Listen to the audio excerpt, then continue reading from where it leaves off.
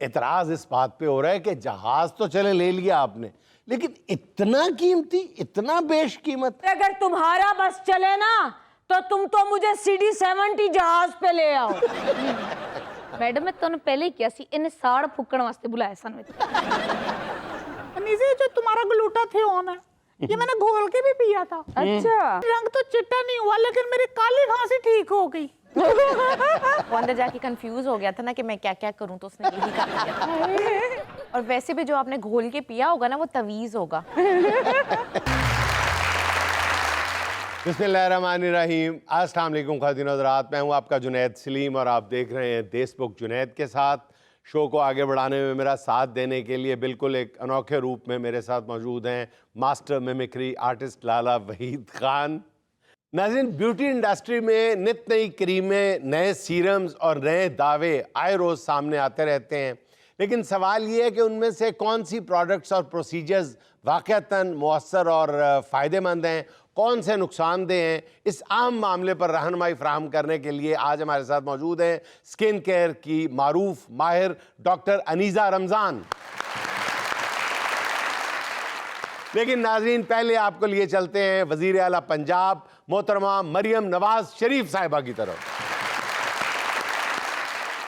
मरियम साहिबा, ये फरमाइएगा कि क्या आप ये नहीं समझती कि ये जो आपका ज़ाती तैयारा है जिसकी लागत जो है वो 15 अरब रुपए बताई जा रही है, ओ 12 अरब सी तेन कोलू ही पा ले। चले जितने भी था, कहते हैं ना जी उसके वो जो पायलट वगैरह हैं उनकी तरबियत पे, उनकी तनख्वाहों पे जो सारे अखराजात मिलाएंगे तो 15 अरब को टच कर जाएंगे। बहरहाल मैं पूछना ये चाह रहा हूँ कि क्या आप ये नहीं समझती कि उस जहाज़ के मामले को मीडिया जो है वो खामखा हाइप दे रहा है?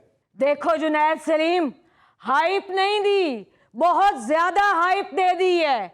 अब सोचो भला इन लोगों ने मुझे क्या पेंट किया है।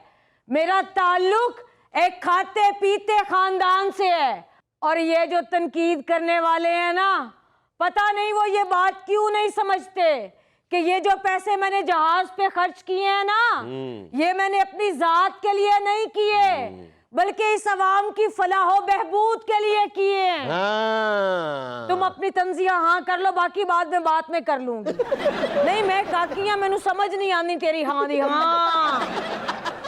और ये मीडिया लोगों को ये बात क्यों नहीं बताता कि पंजाब पाकिस्तान का सबसे बड़ा सूबा है और इतने बड़े सूबे की चीफ मिनिस्टर के पास ऐसे जहाज की किस कदर जरूरत है। बिल्कुल बिल्कुल। फर्ज करो अगर सीएम बैठी हुई है सियालकोट और उसको इफ्तिताह करने गुजरांवाले जाना पड़ जाता है, बिल्कुल, और फिर वो आज खुद नोटिस लेने के लिए डीजी खान जाती है, तो क्या वो मंठार कोच पे बैठ के जाएगी? उसके लिए एक ऐसा जहाज लेना इंतहाई जरूरी है। लेकिन मैडम, एतराज इस बात पे हो रहा है कि जहाज तो चले ले लिया आपने, लेकिन इतना कीमती, इतना बेशकीमत, उसकी कीमत पर एतराज हो रहा है ना। और अगर तुम्हारा बस चले ना तो तुम तो मुझे CD-70 जहाज पे ले आओ। मैडम मैं तुहानू पहले ही किया सी इन्हें साड़ फूकण वास्ते बुलाया सन। इसीलिए मैं चाहता था कि अवामुन नास के अजहान में जो इबाम पाए जाते हैं वो दूर हो जाएं। देख ले सवाल सौखा जे है ते विच औखे औखे लफ्ज पाई जाते। बस जैसा तुम्हारा सवाल है इसी तरह मीडिया ने ये बातें प्रेजेंट की हैं। क्या की आप जरा क्लैरिफाई कर देना, जहाज की मालियत इतनी नहीं है। नहीं है तो फिर बताएं कितनी है।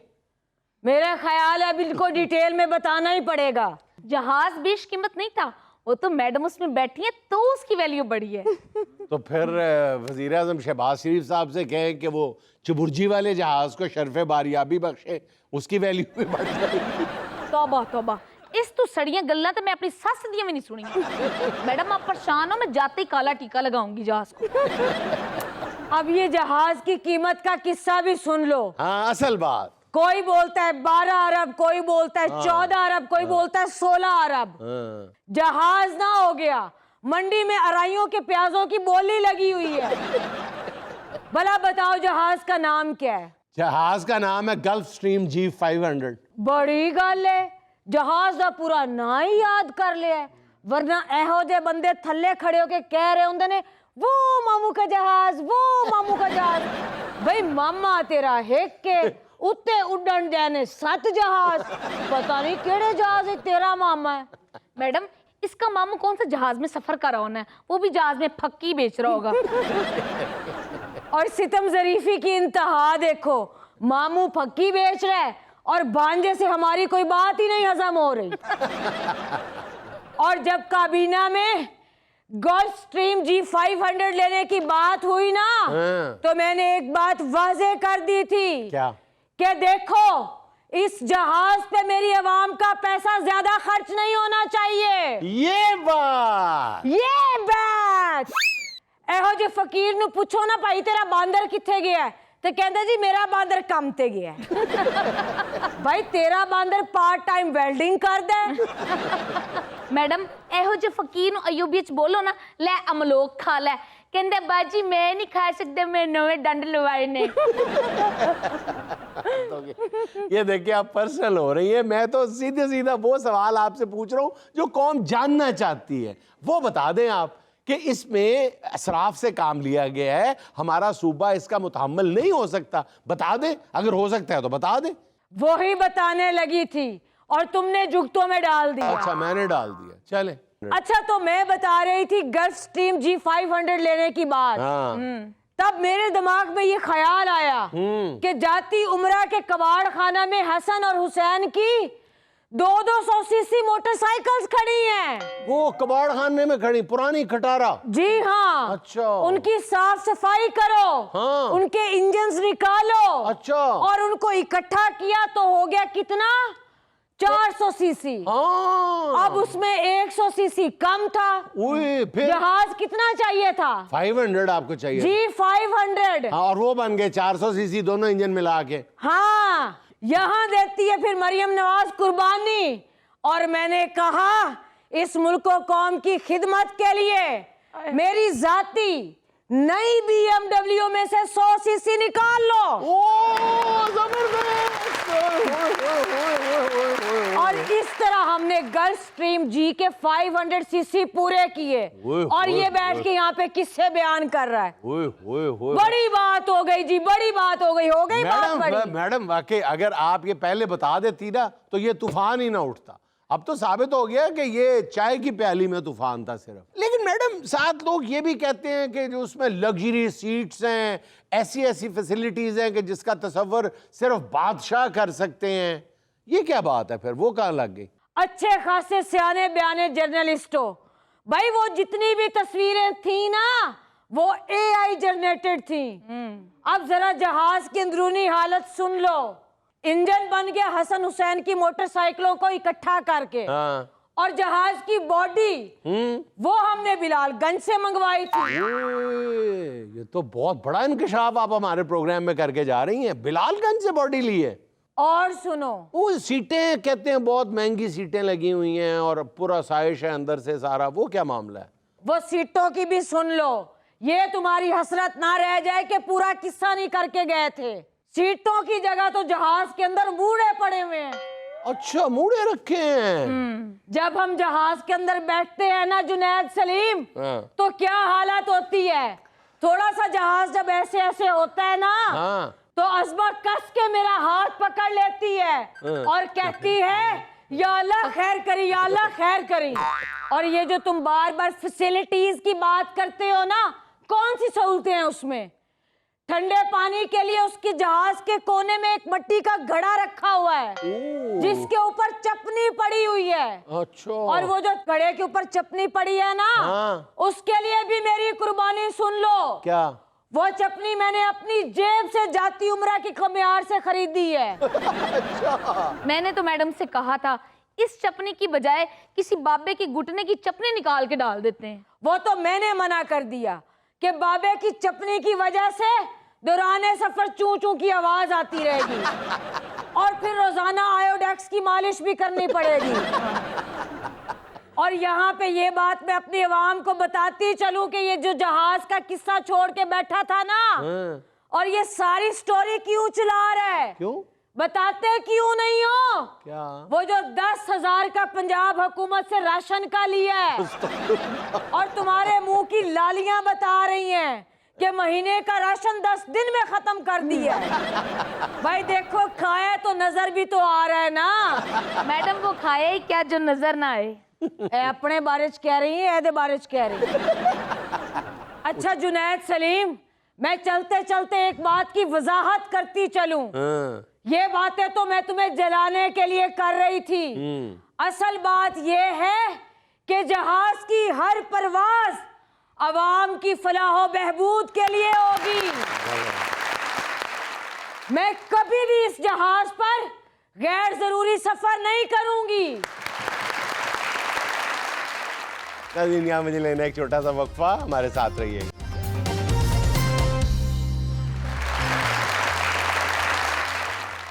जुनैद भाई, मुझे याद पड़ता है मैं इतना सा था, नहीं इतना तो कभी मैं था ही नहीं। मैं इतना था। इतना तो लाला आज भी आप नहीं है। अच्छा जुनैद भाई, मैं सीरियस बात कर रहा हूँ और मैं तवक्को रखता हूँ एक सीरियस बंदा सीरियस जवाब दे। तो आपने गलत तो मुझसे लगाई है कि मैं सीरियस बंदा हूँ। तो बात तो सीरियस है ना। कहना क्या चाह रहे हैं लाला आप? जुनैद भाई, हम बचपन से देखते आ रहे हैं कि जब भी रमजान आता है तो ये पूरे मुल्क के जो दुकानदार हैं इनको पता नहीं कौन सी बला चाट जाती है, जो चीज का रेट 100 होता है वो 350 पहुंच जाता है। हाँ, ये क्यों करते हैं, मतलब इसमें ये क्या मजा आता है इनको? और फिर हम टिपिकल अंदाज में आप देखें कि मीडिया का भी वही एक मखसूस सा अंदाज है इस मामले को देखने का कि जनाब अली ये कनाडा, अमेरिका, फलां के डिपार्टमेंटल स्टोर्स देखें, ये काफिर मुल्कों की मिसाल है कि वहाँ पे उन्होंने चीज़ों की जो कीमतें हैं वो रमज़ान के एहतराम में कम कर दी। और ये मुस्लिम मुल्कों का हाल है। अपने मुल्क की मिसाल हम देते हैं कि चीज़ें जो है वो उनकी कीमतें आसमान को छूने लगती हैं। और ज़रा भी हम ये मुवाजना करते हुए, तकाबुल करते हुए ज़रा भी शर्मिंदगी नहीं होती, बल्कि हम इसको फनकारी समझने लग गए हैं शायद। इन्हें पढ़े नहीं जाना, बस पकड़े नहीं जाना। आज मैंने सारा दिन, आज तीसरा दिन है, मैं फलां चीज़ इतने की बेच रहा हूँ, छापा नहीं पड़ा। ये मेरे कामयाबी है। और तेन छापा नहीं पिया, उत्ते तेरे छापे पै रहे हैं, उन्होंने कोई फिक्र नहीं। और रोजेदारों को तंग करना, और पता नहीं एक रोजेदार बेचारा कैसे अपनी जमा पूंजी जमा करके अपने बच्चों के लिए कुछ तरद्दुद कर लेता है, कोई 2-4 चीजें जमा कर लेता है, उसकी जिंदगी को अजाब करना, अल्लाह माफ करे। और अल्लाह माफी दे, तौबा। जो फ्रूट्स के रेट्स चढ़ जाते हैं, मतलब गरीब आदमी तो सूंघ भी नहीं सकता। लेकिन गरीब आदमी ने सूंघना क्यों है, खाता क्यों नहीं गरीब? भाईजान मैं मुहावरतन कह रहा हूँ, आप सीरियस क्यों नहीं हो रहे? लाला जी 5000 रुपए उधारा मांग के देखे, फिर देखे कैसे सीरियस होते हैं जुनैद साहब। नहीं वैसे एक बात है, हल्के जी होए ना आइडिया थे।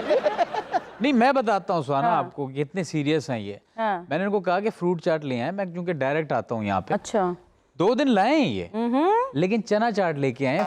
मैं तो बाकायदा चनों पे चढ़ चढ़ के आगे गया हूँ रास्ता बनाते हुए कि कहीं फ्रूट मिल जाए। अच्छा। एक फ्रूट मिला है, एक छोटी सी टुकड़ा था सेब का, वो भी जब उठा के चेक किया तो डुंडी वाला था।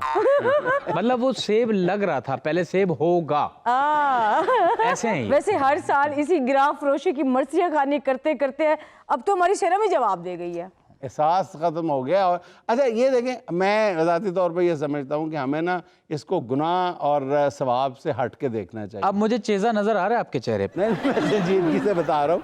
आज आप सीरियस नहीं हैं। नहीं मैं सीरियस हूँ, मैं भरपूर तरीके से सीरियस हूँ कि हमने ना, अब देखें गुनाह सवाब का तो फिर एहसास नहीं रहा ना, फिर तो हमने ऐलान कर दिया। अगर इतने दहाइयों से हम ये रोना रो रहे हैं और सूरत हाल वैसी की वैसी है, जो कि तू है, इसका मतलब है कि हमें गुनाह सवाब का एहसास नहीं है। हम मजहब की ऐनक से देखने के आदी नहीं है, हमें कोई फिक्र नहीं है कि हमें गुनाह हो रहा है, सवाब हो रहा है। तो फिर दूसरे तरीके से आ जाएं, फिर इंसानियत पे बात करके देख लें ना। एग्जैक्टली।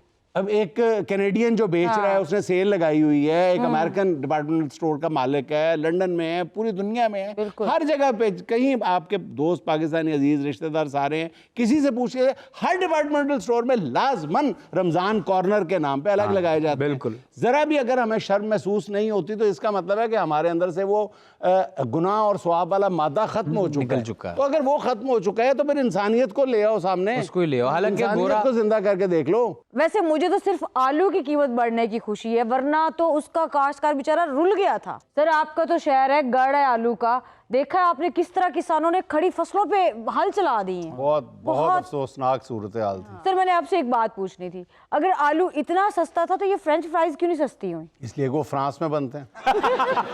चले जी, ग्राफ फरोशी को छोड़े, मैं आप लोगों को एक जबरदस्त किस्म की न्यूज सुनाने वाली हूँ। जिसे सुनकर आप लोग बड़े खुश होंगे और कहेंगे कि वाह ऐसे काम होना चाहिए। फिल्म स्टार मीरा वजारत सकाफत की खैर सगाली सफीर मुकर्रर। ये पंजाब हुकूमत का कारनामा है। जी बस पंजाब हुकूमत की दूर अंदेशी की दाद तो देनी पड़ती है। हर चीज वो भांप के बहुत पहले फैसला कर लेते हैं। जैसे जहाज की खरीदारी उन्होंने की है कि पंजाब एयरलाइन अभी बनी नहीं है, जहाज उन्होंने पहले खरीद लिया है। उनको अंदाजा था कि ईद पे जहाज महंगे हो जाएंगे। ये तो है। ठीक है ना? तो ये बड़ी अच्छी बात है। तो जबरदस्त बात है। मीरा का इसीलिए नहीं, मीरा की हो सकता है कि दानिश पे शक हो कि मीरा की दानिश जो है वो बिनाई की तरह ख़त्म होती जाएगी। तो अभी उसको बना के मीरा को सफीर शफीर बना के उसकी जो भी खिदमात है उससे फैज़ हासिल किया जाए। लेकिन जुनैद भाई मैंने तो सुना था कि मीरा को रिहेबिलिटेशन सेंटर भेज दिया गया था। ये रिहेबिलिटेशन प्रोसेस ही का हिस्सा है। तो जुनैद भाई इस पे आवाम को हंसना चाहिए या रोना चाहिए? देखिए जो भी करना है हंसना या रोना है अंग्रेजी में करना है। Ma'am Sahana, now you are flying my मजाक। हाँ?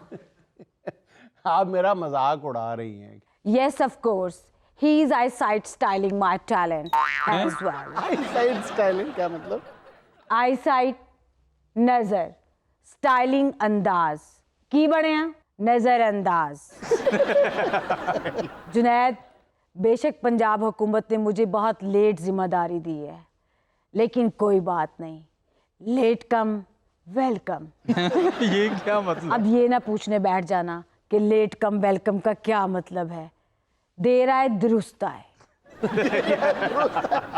Don't you worry at all, I will full step down on government hopes. मतलब कि मैं हुकूमत की उम्मीदों पे पूरा उतरूंगी।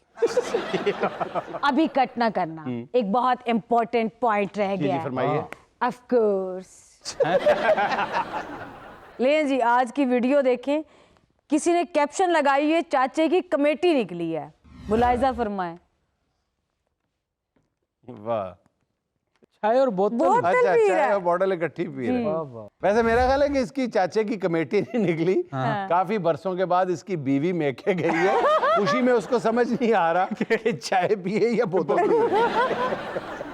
वैसे अच्छा हमारे यहाँ आमतौर पे चाय पानी कहा जाता है ना रिश्वत देने जी जी। तो मेरी एक टीचर थी, उनके भाई कहीं जर्मनी में पकड़े गए तो वो बताती थी कि वो जैसे ही पकड़े गए उनका अंदाज था पाकिस्तानी, तो उन्होंने वहाँ पे जर्मन पुलिस को पैसे दे के कहा keep it T and water, T and water, T and water. अब उसको समझना है कि टी एंड वाटर का मतलब क्या है। नहीं मेरा T and water, T and water. फिर किसी पाकिस्तानी को बुलाया, उसने कहा चाय पानी के लिए रखो। ये जो हम अक्सर मेहमानों से पूछते हैं ना कि चाय या पानी, उस सवाल का बिल्कुल दुरुस्त जवाब इस चाची ने दिया है कि दो में। जंगले हरकत कर दे कहते ने यार चाच गैस का ही नहीं बोतल च मलाई घाट ए जिड्डा परफेक्ट किया ने ना ए ना ने लाग जड़ दे हुन तो अगे टरन दे शो नु तेनु आके एंकर नु बहुत सारे एडवांटेज हुंदे ने। तो देखिए मेरी दानिश में आप दोनों छोटी सी बात को इलाकाई झगड़े की शक्ल दे रहे हैं। हुआ ये होगा कि उस बेचारे ने बोतल खरीदी होगी लेकिन खोखे वाले के पास खुला नहीं होगा। उसने कहा होगा कि चलो चाय ही दे दो। बस अब दोनों चीजों से मैनेज नहीं हो पा रही। इतनी सी बात है और आप लोग बहस बस करवे ज़िया मोइनुद्दीन दे पोतरिया ने खतरिया। एंकर साहब ने मेरे इलाके की एडी बेइज्जती कर दी है ते तू शुद्ध उर्दू बोल। यार ईद सिर ते आ गई, कोई दर्जी मेरे कपड़े क्यों नहीं फड़न दिया? तेरे कपड़े हुंदे ही एडे गंदे आ, इन्नी तेरे को बो आंदी आ। पिछले साल भी तेरे 2 दर्जी मर गए नाप लेंदे होए। कौन तेरा सूट फड़े?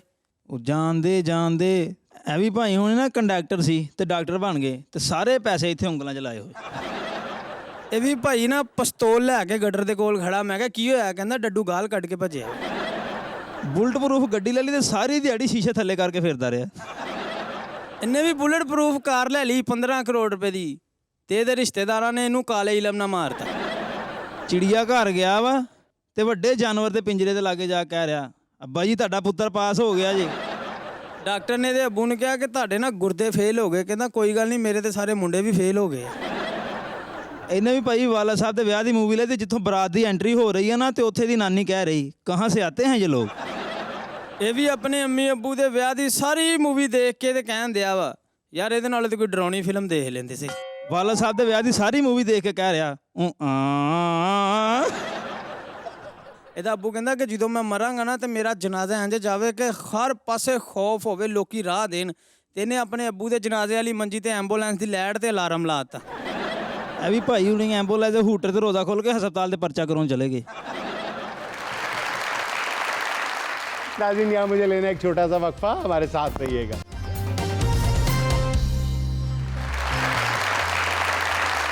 अच्छा डॉक्टर साहब, बेसिकली आप रेडियोलॉजिस्ट हैं, हाँ जी। तो रेडियोलॉजी का कॉस्मेटिक से क्या ताल्लुक, एस्थेटिक से क्या ताल्लुक? Actually radiology is about dealing machines and all that stuff. और जो कॉस्मेटिक एस्थेटिक ट्रीटमेंट्स होते हैं इसमें भी डॉक्टर की सुपरविजन में हमें मशीन्स को ऑपरेट करना पड़ता है, डिफरेंट मशीन्स को, लेज़र की मशीन्स को।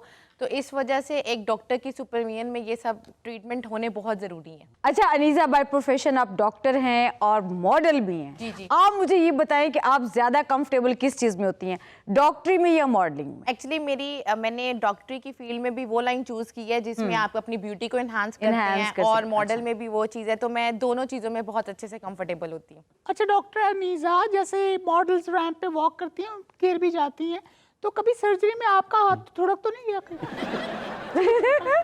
नहीं, हमारा हाथ थुड़क नहीं सकता। अगर हमारा हाथ थुड़क गया तो बंदा थुड़क जाएगा ना, तो हमें बहुत बंदा ध्यान थुड़क रखना जाएगा नहीं, पड़ेगा। बंदा थुड़क जाएगा। बंदा थुड़क जाएगा। और बाय द वे ये भी बता दूं, अगर हमारा हाथ थुड़क गया तो नतीजा ऐसा निकलेगा फिर।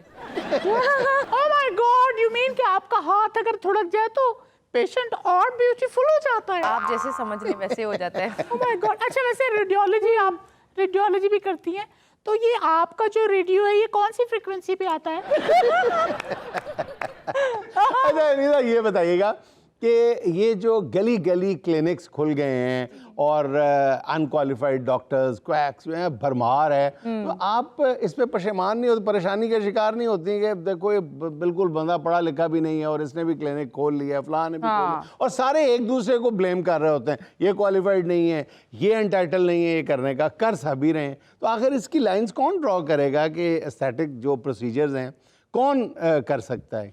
सर ये बेसिकली डॉक्टर्स की टीम परफॉर्म कर सकती हैं, लेकिन आजकल हम लोग देख रहे हैं कि गली गली में सैलून भी एस्थेटिक मशीन्स रख के बैठे हुए हैं जो हाईली नॉन प्रोफेशनल हैं और ये लोगों की ज़िंदगियों के साथ खेल रहे हैं, क्योंकि ये बड़े टेक्निकल प्रोसीजर्स होते हैं। इसमें हमें अपनी स्किन बॉडी का बहुत ज़्यादा ख्याल रखना होता है।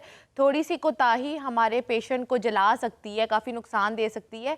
तो इन चीज़ों का थोड़ा सा कहते हैं आवाम को ही ख्याल रखना चाहिए कि उनको देखना चाहिए कि प्रॉपर क्लिनिक क्वालिफाइड डॉक्टर के पास ही जाएं वो लोग। ओह माय गॉड, भाई नौरीन तो अपने जज्बात और अपनी स्किन के साथ किसी को नहीं खेलने देगी।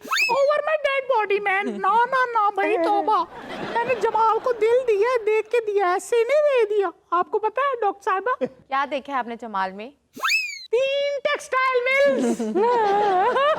मजाक नहीं है। और नौरीन हाथ ही वहां मारती है जहाँ पे 3 टेक्सटाइल मिल्स हो।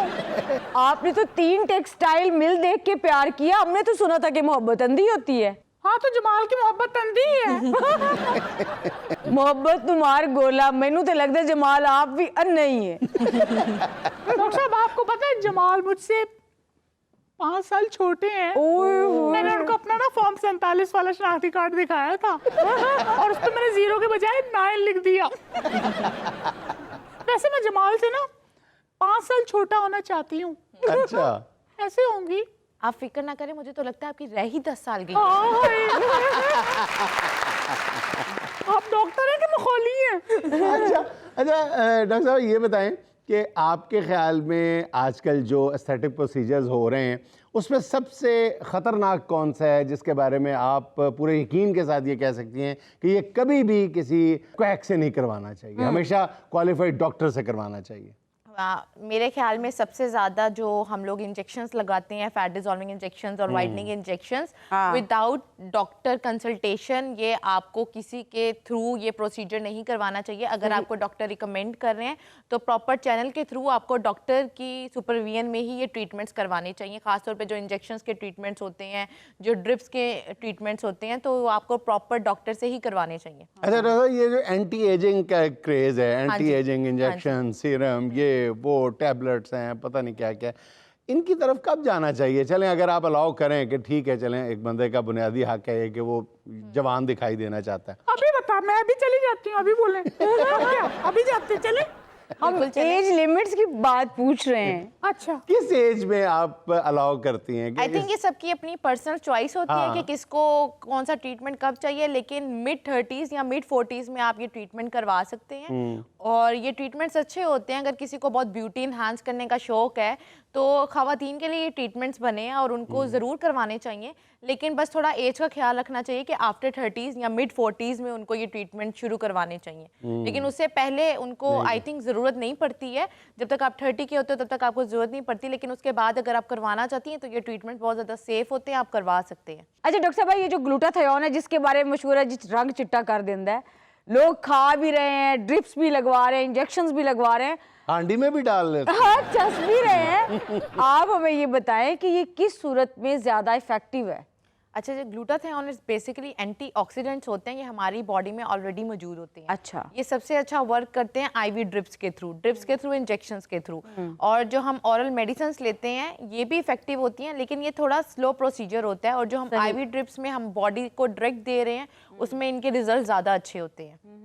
तो ये जो आजकल घोल के भी पीने वाला आया हुआ है मार्केट में, आई डोंट थिंक सो कि दे आर रियली इफेक्टिव, लेकिन मैंने आपको जैसे बताया कि आईवी ड्रिप्स का ज़्यादा इफेक्ट है, और अगर आप कैप्सूल या गोली की फॉर्म में लेते हैं तो वो भी इफेक्टिव होते हैं। एम्प्यूल्स भी आते हैं पीने वाले। जी, एम्प्यूल्स भी आते हैं पीने वाले लिक्विड फॉर्म में, लेकिन अगर आपको लिक्विड में इनटेक करना है तो गो फॉर आईवी ड्रिप्स। वैसे अनीसा, मैंने घोल के पीने वाला, इधर ध्यान दो ना, मैंने घोल के पीने वाला। अनीसा, मैं इतनी बुरी हूँ कि तुम देख भी नहीं रही। अनीसा, जो तुम्हारा ग्लूटाथियोन है ये मैंने घोल के भी पिया था। अच्छा। रंग तो चिट्टा नहीं हुआ, लेकिन मेरी काली खांसी ठीक हो गई। वो अंदर जाके कंफ्यूज हो गया था ना कि मैं क्या क्या करूं, तो उसने यही कर दिया। और वैसे भी जो आपने घोल के पिया होगा ना वो तवीज होगा। I don't care. वैसे मुझे तो एनेस्थेटिक प्रोसीजर की जरूरत ही नहीं पड़ती, यानी लोड ही नहीं पड़ती। जमाल कहते हैं मेरी ग्लूटा, तुम मुझे बिल्कुल सलमान खान लगती हो। है ना अमेजिंग बात? डॉक्टर साहब, आपने इनके सलमान खान पे ध्यान नहीं देना। आप मुझे ये बताएं कि आजकल हम सुन रहे हैं कि स्किन बूस्टर्स कुछ अप्लाई किए जाते हैं, ये क्या चीज़ है? इसके बारे में हमारे व्यूअर्स को बताएं। स्किन बूस्टर्स आर इंजेक्शंस, ये डिज़ाइन हुए होते हैं हमारी स्किन को हाइड्रेट करने के लिए, हमारे स्किन के टेक्सचर को इम्प्रूव करने के लिए, स्किन की हाइड्रेशन के लिए, कोलेजन की प्रोडक्शन इंक्रीज करने के लिए। तो वो ओवरऑल स्किन की ब्यूटी को इन्हांस करते हैं। और क्या ये ग्लास स्किन भी इन्हीं स्किन बूस्टर से आपको? ग्लास स्किन अचीव करने के लिए वी हैव मतलब वेरियस ट्रीटमेंट्स, ठीक है। वो हम एक प्रॉपर जर्नी पे चलते हैं और उसके कुछ सेशंस होते हैं, लेकिन हाँ of course glass skin achieve हो जाती है, लेकिन उसके लिए आपको थोड़ी बहुत मेहनत करनी पड़ती है अपनी स्किन पे। तो अब बारी है सुहाना का सवाल मेहमान से। इसमें हम आपको 4 ऑप्शंस देंगे, एक आपने सेलेक्ट करनी है। सवाल ये है, खूबसूरत रहने का राज। ऑप्शन नंबर 1 पूरी नींद, ऑप्शन नंबर 2 पूरे ख्वाब, ऑप्शन नंबर 3 अच्छा डर्मेटोलॉजिस्ट, ऑप्शन नंबर 4 फिल्टर्स। अच्छा डर्मेटोलॉजिस्ट। ओके। अनीसा, तुम्हें एक बात बताऊं, मेरी यहाँ से फटी हुई कमीज है। चलो ये तो मजाक जस्ट जोकिंग। तो पता है जमाल मुझे ये कहते रहे दिन में 6 दफा कहते, मुझे तो शुक्र है ये एंटी एजिंग ट्रीटमेंट लेना ही नहीं पड़ता। 6 दफा तो दिन में कहते हैं कि तुम बहुत ही छोटी औरत हो। वो तो दिल में मैं कहती हूँ कि शुक्र है, सही नहीं पता कि मैं कटिया भी हूँ। जमाल दी ईसीजी करा, ਉਹਨੂੰ तेरे घटिया पांदा भी पता होना है, ਐਵੇਂ नहीं 3 मिलना दा मालिक बने हैं। नाज़रीन, यहाँ मुझे लेना एक छोटा सा वक्फा, हमारे साथ रहिएगा।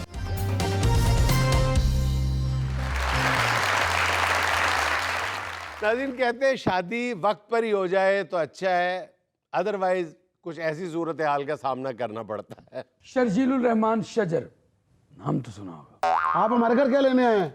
आपने हमें बुलाया था अपनी लव स्टोरी को हिट कराने के लिए। किसने बुलाया सी? आप लोगों ने। मैं बुलाया सी? जी हाँ बुलाया सी, बुलाया। हाँ, मैं ही तो बुलाया सी। हाँ बुलाया सी। मैं तो कह रहा हूँ तू बुलाया सी। आपकी लव स्टोरी पे एक वेब सीरीज बनाएंगे। ਸਾਡਾ ਜਦੋਂ ਦੋਵਾਂ ਦਾ ਪਿਆਰ ਹੋਇਆ ਨਾ, ਸਾਡਾ ਅਸਲ 'ਚ ਨਾ ਮੈਂ ਸੀ ਇਲੈਕਟ੍ਰੀਸ਼ੀਅਨ ਇਹਨਾਂ ਦੇ ਮਹੱਲੇ 'ਚ, ਤੇ ਇਹਨਾਂ ਦੀ ਨਾ ਲਾਈਟ ਚਲੀ ਗਈ। अच्छा जी। ਤੇ ਉਹ ਚੂਹਾ ਕਿਧਰੇ ਨਾ ਤਾਰਾਂ ਦੇ ਉੱਤੇ ਕਰਕੇ ਲੰਘਦਾ ਨਾ ਜਿਹੜੀ ਇਹਨਾਂ ਦੇ ਘਰ ਤਾਰ ਜਾ ਰਹੀ ਸੀ ਉਹਨੂੰ ਕੁਤਰ ਗਿਆ। ਤੇ ਇਹਦੇ ਅੱਬੇ ਨੇ ਨਾ ਮੁੰਡਾ ਭੇਜ ਕੇ ਮੈਨੂੰ ਬੁਲਾਇਆ। हाँ ਤੇ ਮੈਂ ਜਦੋਂ ਆਇਆ ਨਾ ਇਹਨਾਂ ਦੇ ਘਰ, जी। ਤੇ ਮੈਂ ਇੰਜ ਕਰਕੇ ਤਾਰ ਲੱਗਾ ਜੋੜਨ। ਅੱਛਾ ਤੇ ਜਿਹੜੀ ਬਾਹਰੋਂ ਆ ਰਹੀ ਸੀ ਨਾ ਉਹਦੇ ਹੀ ਤੇ ਕਰੰਟ ਸੀ, ਜਿਹੜੀ ਅੰਦਰ ਵਾਲੀ ਤਾਰ ਸੀ ਨਾ ਉਹ ਥੱਲੇ ਡਿੱਗੀ ਸੀ। हाँ। ਤੇ ਮੇਰਾ ਧਿਆਨ ਪੈ ਗਿਆ ਤੁਹਾਡੀ ਭਰਜਾਈ ਤੇ। बिस्मिल्लाह जी। ਤੇ ਨਾ ਮੂੰਹ ਨਾਲ ਤਾਰ ਛਿੱਲਣ ਡਈ ਸੀ ਇੰਜ ਕਰਕੇ ਬਸ ਮੈਨੂੰ ਉਹ ਤਾਰ ਹੀ ਲੜ ਗਈ।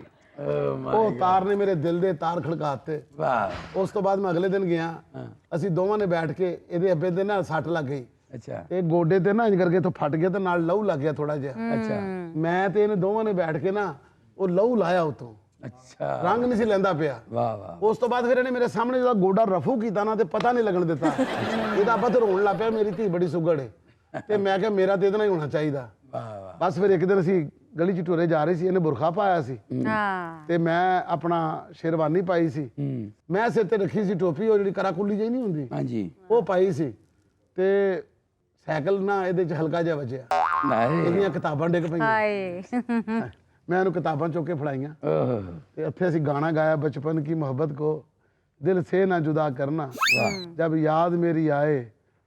मिलने की दुआ करना। ਇਹ ਦੇਖਿਆ ਯਾਦ ਉਹਨੂੰ, बड़ी बात ਇਹ सर। ਗੱਲ ਸੀ। सर थोड़ा होली बोलो, मैं हले तार तक पहुंचे। अच्छा चले भाभी, आप ये बताएं कि आप अकेडमी जा रही थी? नहीं नहीं, मैं किताबा रद्दी वाले नु बेचण जा रही सी। प्यार जो हो गया फिर पढ़ के की करना सी। ये मुझसे इतना प्यार करते थे, जब लाइट जाती थी ना, लाइट ये कुंडा डाल के देते थे, कुंडा। बाजी तार च भी गई हुंदी सी उदों। लेकिन जब ये कुंडा डालते थे तो बिजली आ जाती थी। इन्होंने बड़े काम किए हमारे। अच्छा वाह। कभी ये मीटर उल्टा कर देते थे, कभी टेम्पर कर देते थे। ਉਦੋਂ ਦੀਆਂ ਮੁਹੱਬਤਾਂ ਹੋਰ ਹੁੰਦੀਆਂ ਸਨ। ਜਦੋਂ ਮੈਂ ਇਹਦੇ ਦਰਵਾਜ਼ੇ ਕੋਲ ਲੰਘਣਾ ਨਾ, ਇਹਨੇ ਸਵੇਰੇ ਸਵੇਰੇ ਦੇਸੀ ਪਿਆਲੀ 'ਚ ਚਾਹ ਪਾ ਕੇ ਮੀਟਰ ਤੇ ਰੱਖ ਦੇਣੀ ਤੇ ਮੈਂ ਪੀ ਕੇ ਉੱਥੇ ਹੀ ਪੁੱਠੀ ਰੱਖ ਦੇਣੀ। ਕੋਈ ਤਾਂ ਟਵਿਸਟ ਹੋਣਾ ਕਿ ਕਿਤੇ ਤੁਹਾਨੂੰ ਖੇੜਿਆਂ ਨੇ ਰੋਕਿਆ ਹੋਵੇ। ਹਾਂ, ਇੱਕ ਵਾਰੀ ਅਸੀਂ ਦੋਵੇਂ ਤਾਂਗੇ 'ਚ ਬੈਠੇ ਜਾ ਰਹੇ ਸੀ। ਯੈਸ। ਹਾਏ ਹਾਏ ਹਾਏ, ਅੱਗੇ ਇੱਕ ਬੰਦੇ ਨੇ ਇੰਜ ਕਰਕੇ ਤਾਂਗੇ ਨੂੰ ਹੱਥ ਦੇ ਕੇ ਰੋਕਿਆ। ਉਹਨੇ ਇੱਧਰ ਉੱਧਰ ਵੇਖਿਆ, ਉਹਨੇ ਕਿਹਾ ਤਾਂਗਾ ਨਹੀਂ ਅੱਗੇ ਜਾ ਸਕਦਾ। ਮੈਂ ਕਿਹਾ ਕਿਉਂ? ਕਹਿੰਦਾ ਮੈਂ ਜੋ ਕਹਿ ਦਿੱਤਾ, ਤਾਂਗਾ ਨਹੀਂ ਅੱਗੇ ਜਾ ਸਕਦਾ। ਲਓ ਜੀ, ਅੱਧਾ ਪੌਣਾ ਘੰਟਾ ਉਹਦੇ ਨਾਲ ਬਹਿਸ ਕੀਤੀ, ਠੀਕ ਹੈ। ਤੇ ਖੈਰ ਅਸੀਂ ਨਾ ਉਹਨੂੰ ਮਨਾ ਲਿਆ ਕਿ ਭਾਈ ਸਾਨੂੰ ਜਾਣ ਦੇ। ਸੱਚੀ ਮੁਹੱਬਤ ਕੀਤੀ ਹੈ, ਘਰੋਂ ਨਿਕਲੇ ਹਾਂ, ਤਾਂਗੇ 'ਚ ਬੈਠੇ ਹਾਂ, ਅਸੀਂ ਸਫ਼ਰ ਕੀਤਾ, ਸਫ਼ਰ ਕਰਕੇ ਬੜਾ ਮੁਸ਼ਕਿਲ ਹੈ ਤੇ ਪੁਲ ਤੱਕ ਪਹੁੰਚੇ ਹਾਂ। ਹੁਣ ਅਗਰ ਸਾਨੂੰ ਕੋਈ ਰੋਕੇਗਾ, ਇਹ ਤੇ ਸਾਡੀ ਲਾਸ਼ ਤੋਂ ਲੰਘ ਕੇ ਜਾਏਗਾ। ਝੰਡ ਮਾਰਨ ਆ ਰਹੀ ਕੁੜੀ ਹੈ। नहीं मैं आपकी स्टोरी को फील कर रही हूँ। ਅੱਛਾ, ਉਹ ਬੰਦੇ ਨੇ ਨਾ ਸਾਨੂੰ ਕਿਹਾ ਤੁਸੀਂ ਅੱਗੇ ਨਹੀਂ ਜਾ ਸਕਦੇ। ਮੈਂ ਉਤਰ ਕੇ ਮੈਂ ਕਿਹਾ ਮੈਂ ਵੇਖਾਂ ਕਿ ਕੌਣ ਰੋਕਦਾ ਸਾਨੂੰ। ਬੰਦਾ ਪਰੇ ਹਟ ਗਿਆ, ਅੱਗੋਂ ਗਿਆ ਤੇ ਅੱਗੋਂ ਪੁਲ ਟੁੱਟਾ ਸੀ। ये कलर कौन सा पहना हुआ है? आपको दिखाई नहीं देता?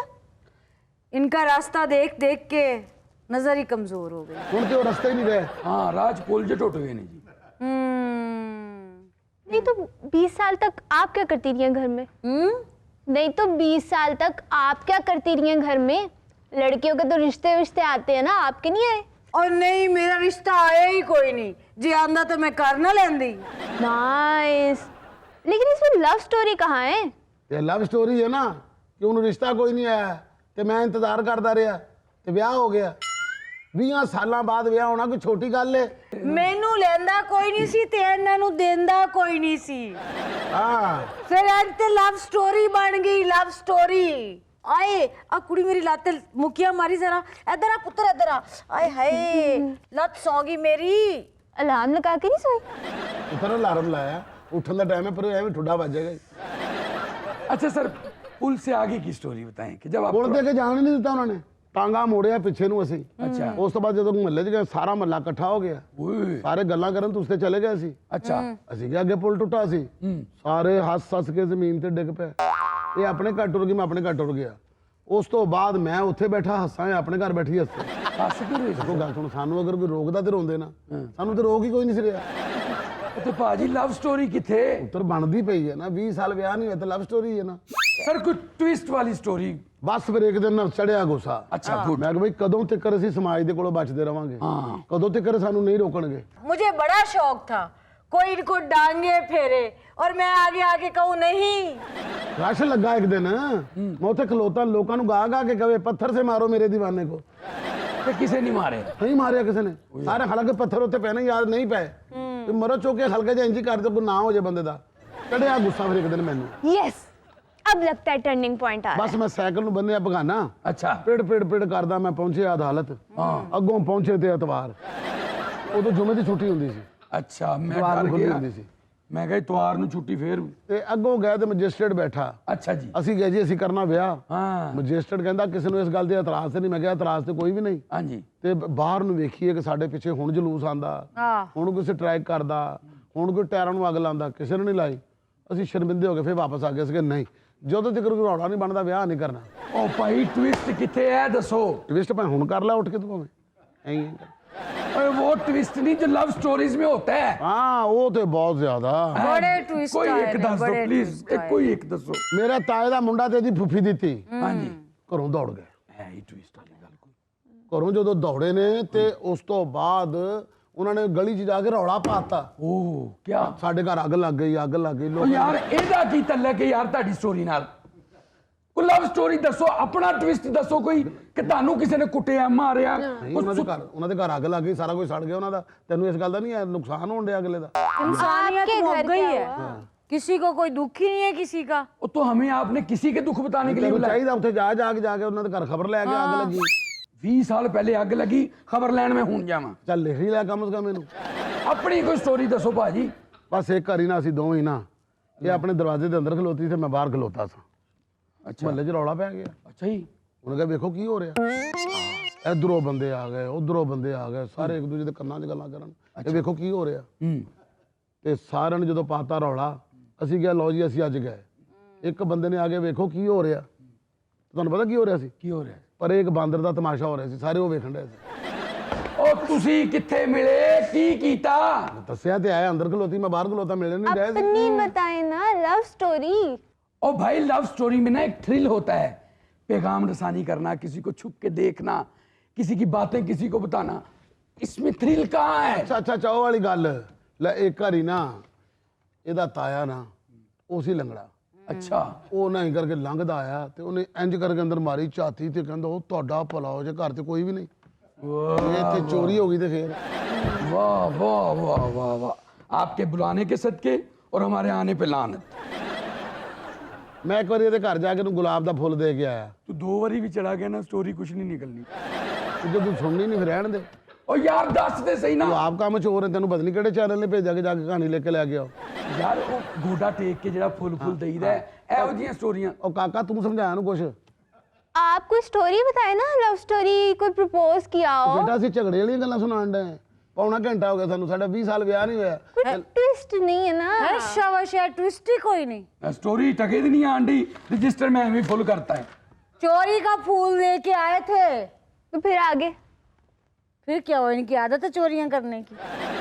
कभी कभी रोटी भी ले आते हैं चोरी की। ਮੈਂ ਇਹਨੂੰ ਪਹਿਲੀ ਵਾਰ ਜਦੋਂ ਫੁੱਲ ਲਿਆ ਕੇ ਦਿੱਤਾ ਨਾ, ਇਹਨੂੰ ਮੈਂ ਕਿਹਾ ये लो फूल और शाम को मुझे फूल करना। ਮੈਂ ਰੋਜ਼ਾਨਾ ਇਹਨੂੰ ਫੁੱਲ ਦੇਣਾ, ਰੋਜ਼ਾਨਾ ਫੁੱਲ ਦੇਣਾ। ਇਹਨੇ ਮਹੀਨੇ ਬਾਅਦ ਇੰਨੀ ਗੁਲਕੰਦ ਬਣਾ ਕੇ ਮੈਨੂੰ ਕਹਿੰਦੀ ਜਾ ਵੇਚ ਕੇ ਆ ਜਾ। ਸਾਡੀ ਹੋਣੀ ਫੋਨ ਤੇ ਗੱਲ ਦੋਵਾਂ ਦੀ। ਉਸ ਯਾਰ 20 ਸਾਲ ਪਹਿਲੇ ਕਿਹੜੇ ਫੋਨ ਹੁੰਦੇ ਸਨ ਯਾਰ। ਭਾਈ ਜਾਨ ਅਸੀਂ ਆਪਣਾ ਫੋਨ ਬਣਾਇਆ ਸੀ। ਕਿਹੜਾ? ਅਸੀਂ 2 ਗੁਬਾਰੇ ਲੈ ਕੇ ਵਿੱਚ ਧਾਗਾ ਬੰਨਿਆ ਸੀ। ਮੈਂ ਇਧਰੋਂ ਬੋਲਦਾ ਸੀ, ਉਧਰੋਂ ਸੁਣਦੀ ਸੀ। ਸਾਡੀ ਗਲੀ 'ਚ ਨਾ ਸੀਵਰੇਜ ਦਾ ਕੰਮ ਹੋ ਰਿਹਾ ਸੀ। ਅੱਛਾ ਵੱਡੇ ਵੱਡੇ ਪੈਪ ਪਏ ਸੀ। ਅੱਛਾ ਮੈਂ ਇਧਰੋਂ ਬਹਿ ਕੇ ਬੋਲਣਾ, ਮੈਂ ਉਹਨੂੰ ਕਹਿਣਾ ਨਜ਼ੀਰਾ, ਇਹਨੇ ਉਧਰੋਂ ਕਹਿਣਾ ਜੀਰਿਆ। ਤੇ ਜਿਸ ਦਿਨ ਪੈਪ 'ਚ ਕੁੱਤਾ ਵੜ ਜਾਣਾ, ਆਵਾਜ਼ ਤੇ ਨਹੀਂ ਸੀ ਜਾਂਦੀ ਹੋਣੀ। ਤੇ ਤੂੰ ਹੀ ਸੁਣਦਾ ਸੀ, ਸਾਨੂੰ ਕੀ ਪਤਾ। ਬਾਜੀ ਆਖਰੀ ਦਫਾ ਕੋਈ ਚੱਜ ਦੀ ਸਟੋਰੀ ਮੈਨੂੰ ਸੁਣਾ ਦੇ, ਜਿਹਦੇ 'ਚ ਮੈਨੂੰ ਪਤਾ ਲੱਗੇ ਕਿ ਵਾਕਈ ਤੁਹਾਡਾ ਪਿਆਰ ਸੱਚਾ ਹੈ ਬਾਜੀ। आखिरी वक्त तेरा है, मर जाने साडा क्यों आए हैं? आखिरी वार किया बाजी, वार। अच्छा लो, फिर मैं सुनाती हूँ तुम्हें असली स्टोरी। तो आपकी टांग को क्या हुआ है? लकड़ की है। हाँ लकड़ दी है, जैनवन ते घर पे ही है। अच्छा फिर मैं दुल्हन बन के बैठी हुई थी, इन्होंने शेरवानी पहनी हुई थी, हाथ में तलवार, चूड़ीदार पजामा। तो मेरी सहेली ने कहा लो जी फरंगिया ने हमला करता है। ले फिर ਅਸੀਂ ਦੌੜ ਗਏ। ਫਿਰ ਦੌੜ ਕੇ ਵਿਆਹ ਕੀਤਾ ਸੀ। ਤੁਸੀਂ ਵੀ ਸਮਝਣਾ, ਤੁਸੀਂ ਸਾਨੂੰ ਬੁਲਾਇਆ ਨਹੀਂ ਸੀ, ਅਸੀਂ ਵੀ ਦੌੜ ਗਏ। ਆ ਜਾ। ਗੱਲ ਤੇ ਸੁਣੋ। ਉਹ ਨਹੀਂ ਆ। ਅੱਗੋਂ ਬੜੀ मजेदार कहानी आ रही बस। नाज़रीन, ये था आज का देशपों का चलते चलते किसी अजीम फ़लसफ़ी का ये कॉल कि नफ़रत की अपनी कोई सरज़मीन नहीं होती, ये हमेशा मोहब्बत की ज़मीन पर कब्ज़ा करती है। नाज़रीन गौर फरमाइएगा। नाज़रीन खुश रहें, खुश रखें। आपसे मुलाकात होगी इंशाअल्लाह अगले हफ्ते। अल्लाह हाफ़िज़।